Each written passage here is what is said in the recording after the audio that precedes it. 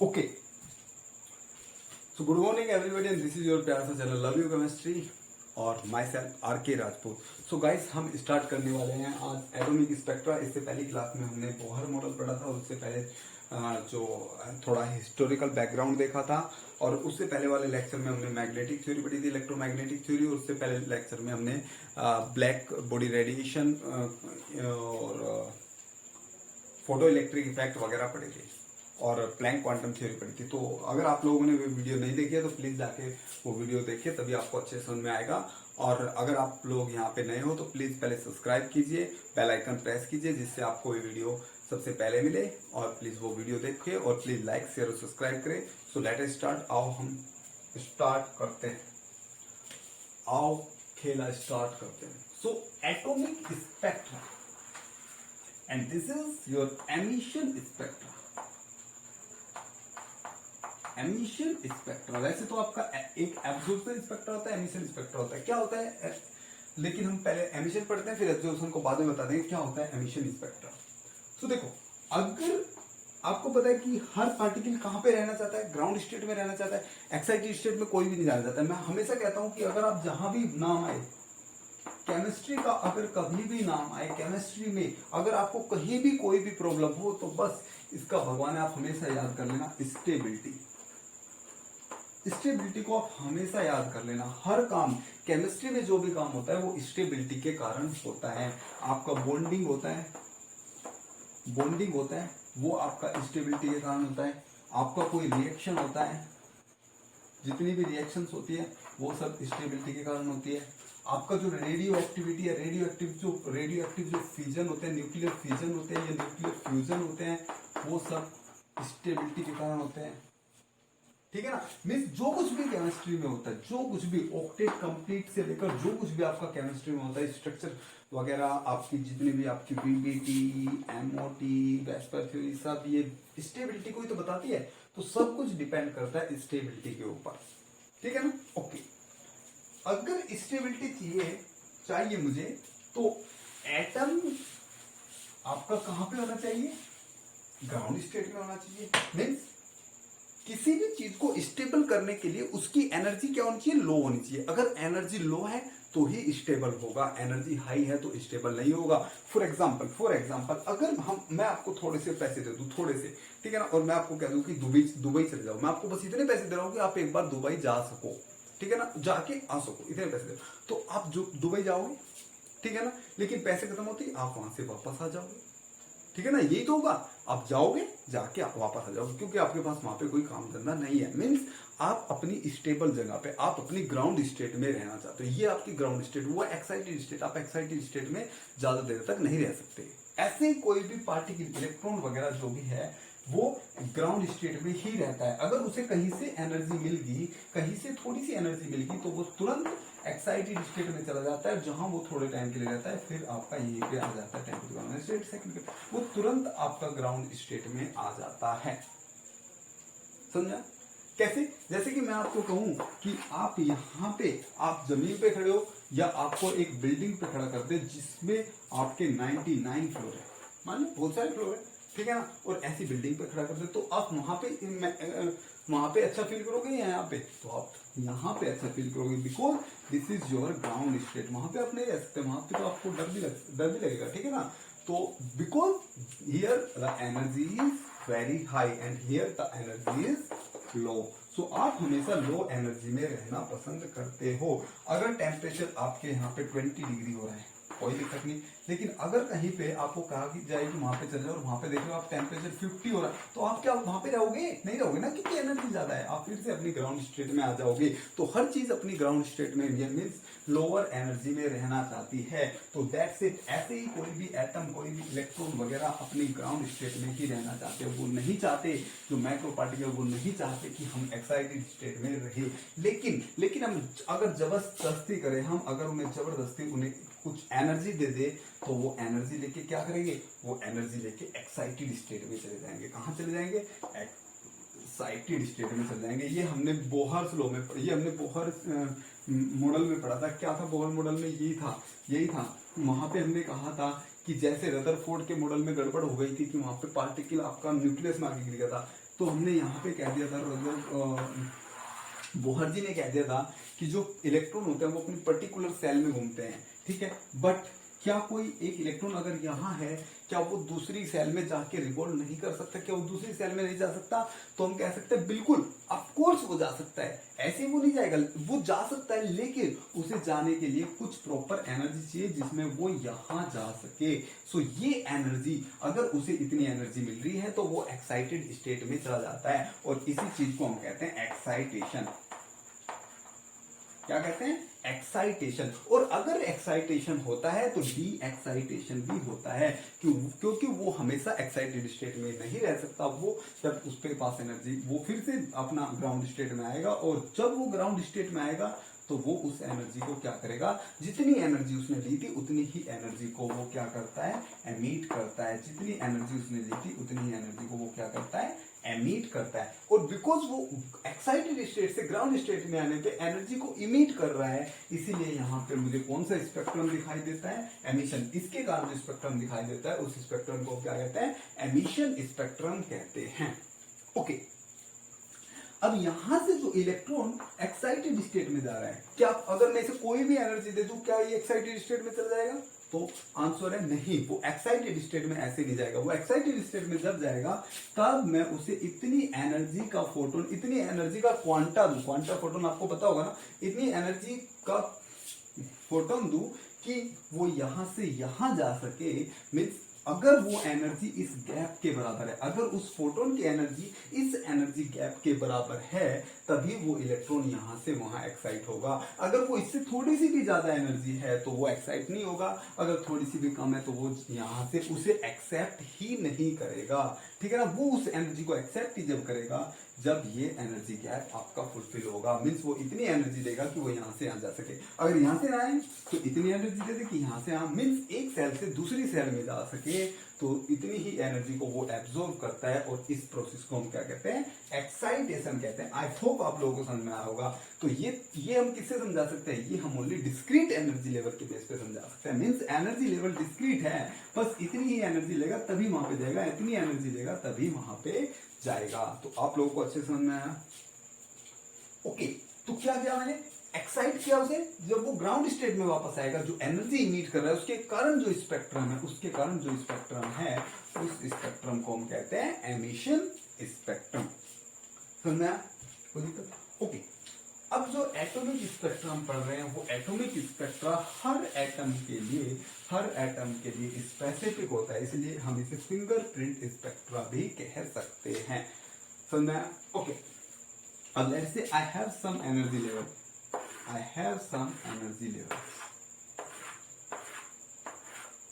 तो आप देख रहे होगे ना एनर्जी लेवल को क्या बना रहे हैं, जैसे नीचे से ऊपर जा रहे हैं तो एनर्जी लेवल के बीच का गैप घट रहा है। वो आपने देखा था पहले बोहर मॉडल में कि एनर्जी के बीच का इनका गैप घट कैसे रहा है, ठीक है ना। क्योंकि आपका जो फॉर्मूला होता है एनर्जी का वो होता है -13.6 into Z square upon N square. Because N square नीचे है, बिकॉज नंबर ऑफ सेल नीचे है, तो जितना ज्यादा सेल बढ़ेगा उतना क्या होगा, energy decrease, energy gap decrease होगा, उतना एनर्जी गैप क्या होगा, डिक्रीज होगा। समझ में आया? अच्छे समझ में आया जी? उतना ही एनर्जी गैप क्या होगा, डिक्रीज होगा। इसी कारण से नीचे से ऊपर जाते पर दफे एनर्जी गैप क्या हो रहा है, डिक्रीज हो रहा है। ओके, अब यहाँ पे थोड़ी सी बात हम समझेंगे। अब हम देखेंगे स्पेक्ट्रम, हाइड्रोजन गैस के लिए एटॉमिक स्पेक्ट्रम हम देखने वाले हैं। क्या देखने वाले हैं, एटॉमिक स्पेक्ट्रम। और हाइड्रोजन एटम की यानी कि सिंगल पार्टिकल की, जो सिंगल पार्टिकल वाले जो एटम है, सिंगल इलेक्ट्रॉन वाले जो एटम है, उनकी जो एनर्जी का फॉर्मूला आपको पहले से ही पता है, -13.6 into Z square upon N square, where Z is what, Z is the number of, sorry Z is the atomic number and is the number of shell. सुनना? Okay,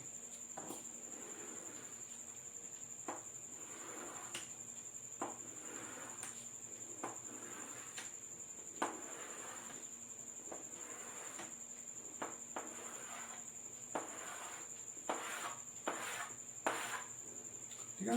let's say this is n is equal to 1, this is n is equal to 2, this is n is equal to 3 and up to this is n is equal to infinite, 1 to infinite.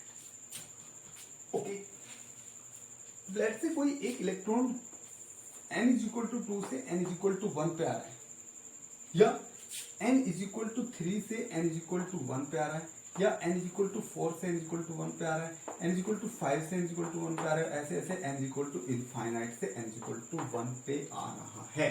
Means कोई particle किसी भी एक cell से n is equal to अगर 1 पे आ रहा है, चाहे वो कोई सी भी सेल से n इज इक्वल टू 1 पे आ रहा हो, तो ऐसे जो मुझे ये लाइंस मिलती है, स्पेक्ट्रल लाइंस मुझे मिलती है, उन लाइंस को एक अलग से नाम दिया गया है, ठीक है ना, उन लाइंस को नाम दिया गया लाइमन सीरीज।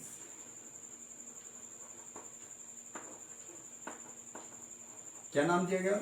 लाइमन सीरीज नाम दिया गया। ओके, ऐसे ही अगर कोई एक particle n is equal to 3 से 2 पे आ रहा है, मीन्स किसी भी एक स्टेट से कहां पे आ रहा है? 2 पे आ रहा है, ठीक है ना, तो इस सीरीज को हम कहते हैं पास्चन सीरीज। ऐसे ही कोई n इज इक्वल टू 3 पे आ रहा है, इसे कहते हैं ब्रैकेट सीरीज।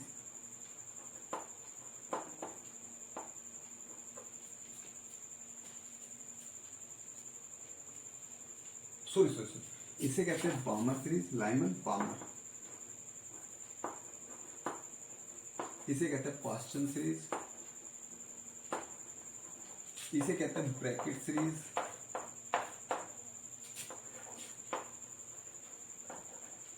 और अगर कोई इस पे आ रहा है तो इसे कहते हैं पोफुंड सीरीज।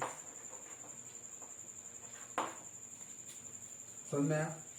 ठीक है, ये सब क्या है? एमिशन स्पेक्ट्रा है, और एमिशन स्पेक्ट्रल में जो मुझे ये स्पेसिफिक लाइंस मिल रही है, रीजंस मिल रहे हैं, इन्हें मैंने स्पेसिफिक नाम दे दिया, Balmer, Lyman series, Balmer series, Paschen series, bracket series, Pfund series. ठीक है ना, अब हम क्या करते हैं, इन सीरीज के लिए फ्रीक्वेंसीज और लैम्डा वैल्यू निकाल लेते हैं। ठीक है ना, ओके। सो मैं कह रहा हूं कि पार्टिकल, अगर मैं पहली सीरीज की बात करूं तो पार्टिकल किसी भी एक स्टेट से कहां पे आ रहा है? ग्राउंड स्टेट में आ रहा है। कहां पे आ रहा है? ग्राउंड स्टेट में आ रहा है। ओके, तो आप इसके लिए कैसे निकाल सकते हो? सो सबसे पहले तो आपको पता है एनर्जी का फॉर्मूला आपके पास है। लेट्स से वो n2 से n1 में आ रहा है, n3 से n1 में आ रहा है, मीन्स किसी एक n से n1 में आ रहा है। समझ में आ रहा है? ओके, अब मैं यहां पे एक एनर्जी लिख लेता हूं, -13.6 z² अपॉन n1 स्क्वायर। एक और लिख लेता हूं, E is equal to -13.6 z² upon n2 square. Means let's say particle n2 से n1 में आ रहा है, तो आप क्या करते हो? आप अगर एक इनिशियल स्टेट से फाइनल स्टेट में जा रहे हो, या इस इनिशियल स्टेट से फाइनल स्टेट में जा रहे हो, तो यहां पे आप इस गैप को निकालने के लिए, इस एनर्जी गैप को निकालने के लिए आप क्या करते हो? फाइनल माइनस इनिशियल कर देते हो, तो उसका final energy minus initial energy कर देते हो।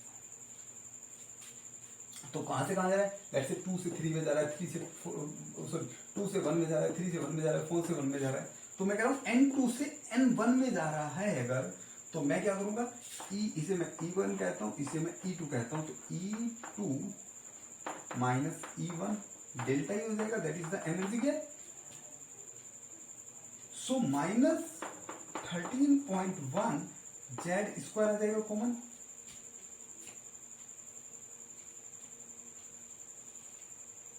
सॉरी 13.1 z² कॉमन ले लो, और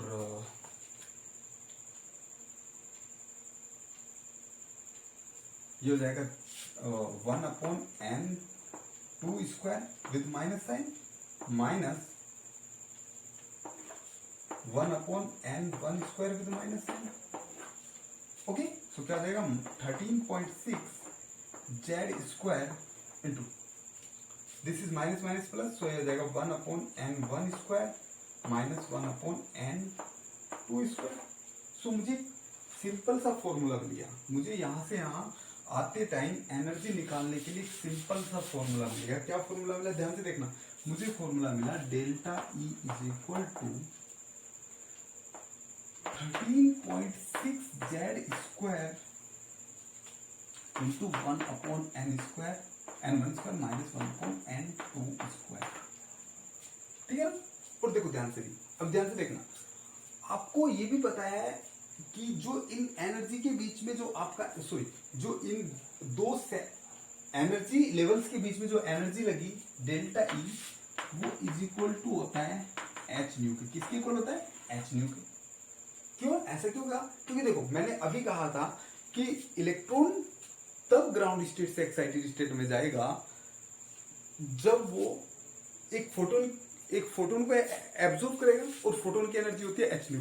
मीन्स वो उसी एनर्जी को फोटोन एब्जॉर्ब करेगा जितनी एनर्जी से चाहिए, और उतनी एनर्जी को वो इमिट करेगा। मीन्स डेल्टा इक्वल टू होता है एच न्यू। तो आप इसे यहां से कह सकते हो एच न्यू। न्यू को आप लिख सकते हो C/λ, and that will be 13.6 Z square 1/n1² minus 1/n2²।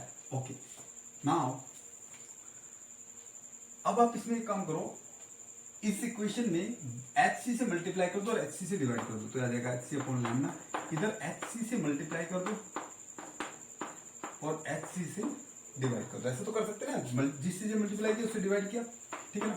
1/n² minus 1/n2²।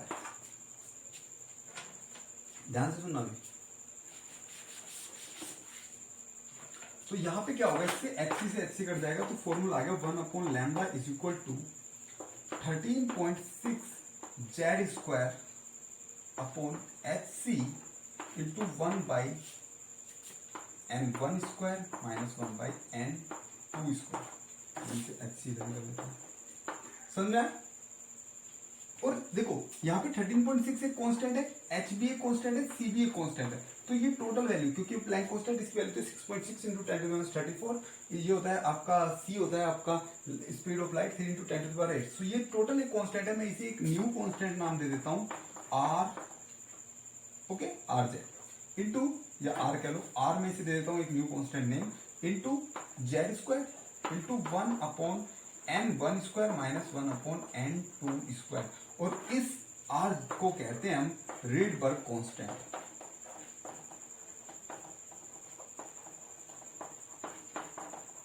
क्या कहते हैं इसे? रीडबर्ग कांस्टेंट। और आपको इस रीडबर्ग कांस्टेंट की वैल्यू याद नहीं करनी, बिल्कुल याद नहीं करनी। रीडबर्ग कांस्टेंट की वैल्यू याद नहीं करनी, बट आपको वैल्यू याद कर लोगे आप 1/r की जो वैल्यू होती है 911 एंगस्ट्रॉम। क्यों करनी है वो अभी आपको पता लग जाएगा। 1/r की वैल्यू याद करनी है आपको, r की नहीं करनी, ठीक है ना। तो आपको एक फाइनल फॉर्मूला मिल गया। क्या आप या तो ये फॉर्मूला कह सकते हो एनर्जी कैलकुलेट करने के लिए, और अगर मैं लैम्डा की बात करूं तो लैम्डा कैलकुलेट करने के लिए फॉर्मूला आपका यहां से हो गया RZ² 1/n1² माइनस 1/n2²। मैंने एक सिंपल फॉर्मूला कैलकुलेट कर दिया, ठीक है ना। तो ये फॉर्मूला आपको आगे याद रखना है। Now what is this formula? What is this formula? So just calculate the lambda value for these lines one by one. Let's say now I am saying for Lyman series n2 n is equal to 2 से n2 is equal to 2 से कहां से कहां है? n2 is equal to 2 से n1 is equal to 1 means n is equal to 2 से 1 अगर particle मेरा आ रहा है यहां से यहां आ रहा है मीन्स लाइमन सीरीज की फर्स्ट लाइन अगर यहां आ रहा है तो उसके लिए लैम्डा कैलकुलेट करना है। तो क्या हो जाएगा 1/λ इज इक्वल टू R। मैंने कहा R कैलकुलेट नहीं करना है, Z मैं ये सब कर रहा हूँ हाइड्रोजन एटम के लिए। किसके लिए कर रहा हूँ? हाइड्रोजन एटम के लिए। तो Z इक्वल टू 1 हो जाएगा 1/n1²। What is n1? n1 is 1 means 1 में आना है मुझे 1 माइनस 1/n2² 1/4। तो हो जाएगा 1/λ is equal to R into that is 4 minus 1/4 and that is R into 3/4. So what will be the lambda from here? Lambda will be 4/3 into 1/r. अब मैंने कहा था आप R की वैल्यू मत याद करना, वैल्यू याद कर लेना 1/r की, और 1/r की वैल्यू होता है 911। तो बस यहाँ पे पुट कर दो 4/3 into 911 और आप इसे कैलकुलेट कर सकते हो। आप इसे जस्ट 912 मान लो, ठीक है ना। अप्रोक्सीमेट कैलकुलेट करते हैं ना, अप्रोक्सीमेट मानने के लिए आप इसे कैलकुलेट कर 9 3 जा 3 3 जा 9 एंड 0, 3 4 जा 12. Now 4 4 जा 16, 4 0 0, 4 3 जा 12. Means the value of lambda for this first line is 12, 16 angstrom. So what is the value of lambda for this first line is 1216 angstrom. So मैं okay. Now for second line, just calculate for second line. So n is equal to 3 to n is equal to 1. So आपको बस ये value change करना है, n is equal to 3 to n is equal to 1. So ये आपका 9 आ जाएगा, ये 9 minus 1 by ये आपका 9 आ जाएगा. 9 minus 1 is your 8. 8 by 9 आ जाएगा, 8 by 9, and this will be 9 by 8, and this will be 9 by 8, and this is your 9 1 2, this 8 1 ja 8,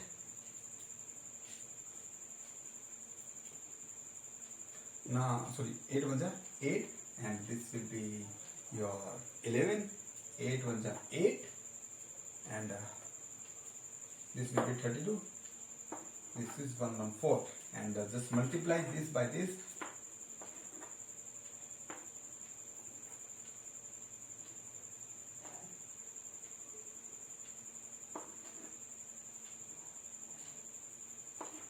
This is 10 26.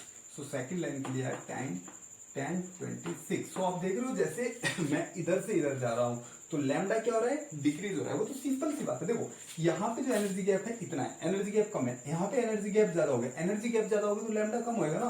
आपको पता है एनर्जी और लैम्डा एक दूसरे के इनवर्सली प्रोपोर्शनल होते हैं ना. तो लैम्डा जितना बढ़ेगा उतना एनर्जी का गैप कम होगा, जितना एनर्जी बढ़ेगा उतना लैम्डा कम होगा. तो एनर्जी गैप ज्यादा होगा तो लैम्डा कम होगा. देखो लैम्डा कम हो रहा है, ठीक है ना. समझ रहे हैं. यहीं पे मैं अब लैम्डा निकाल लेता हूं इस वाले के लिए जो इन्फिनिटी से आ रही है, ठीक है ना. मैं बस इसका मुझे रेंज देखना है. तो इन्फिनिटी वाली के लिए मैं n2 इक्वल टू इन्फिनिटी ले लेता हूँ. यहाँ पे 1 बाई इन्फिनिटी रख लेता हूँ, और this will be so 1 by infinity. अगर ये 1 बाई इन्फिनिटी हो तो ये 0 हो जाएगा. तो 1 by lambda will be r, okay, and this is 1 r. So lambda will be 1 by r, and what is the value for 1 by r? That is 911 angstrom. So the value, so the lambda value for this ray is 911. So now you can see, this is from 1216 to 911. तो ये क्या है, ये आपका visible region नहीं है, ये आपका विजिबल रीजन नहीं है, ये आपका यूवी रीजन. मीन्स ये जो पास्ट लाइमन सीरीज होगी ये यूवी रीजन में एग्जिस्ट करेगी, ठीक है ना.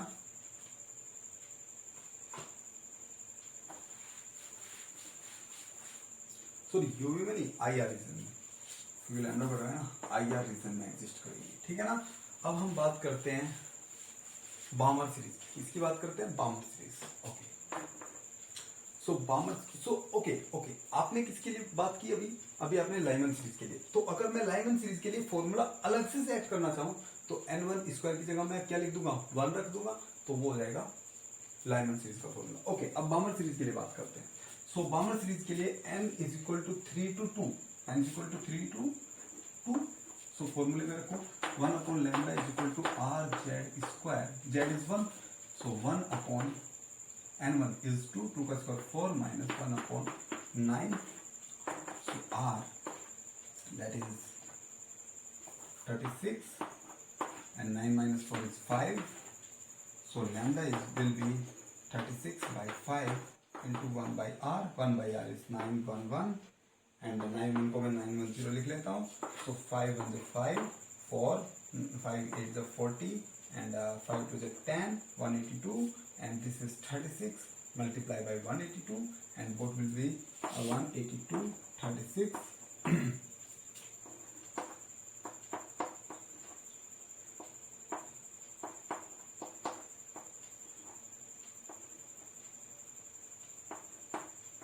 So this will be 2, 15 to 5 this is 6552. 6552.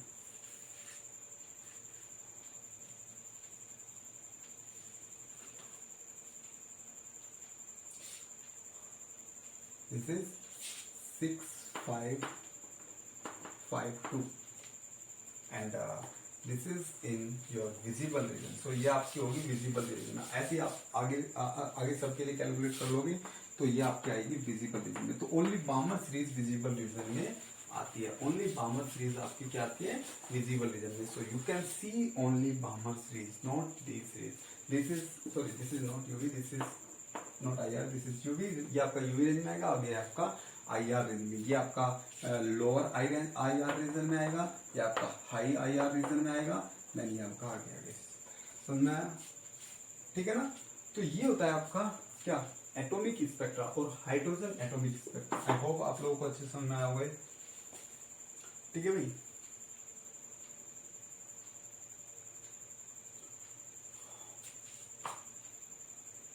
Okay guys, सो ये था आपका hydrogen atomic spectra.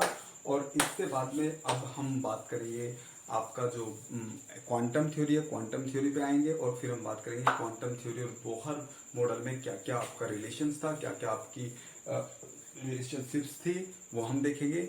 So I hope आप लोगों को अच्छा से समझ में आया होगा, बहुत अच्छा लगा होगा। अगर अच्छे से समझ में आया हो तो प्लीज लाइक करो, शेयर करो, सब्सक्राइब करो।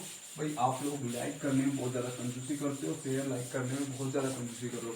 तो प्लीज़ लाइक करो, शेयर करो, सब्सक्राइब करो, जिससे कि ये वीडियो सब लोगों को अच्छे से मिले। ठीक है ना? Okay, thanks for cooperation, bye bye.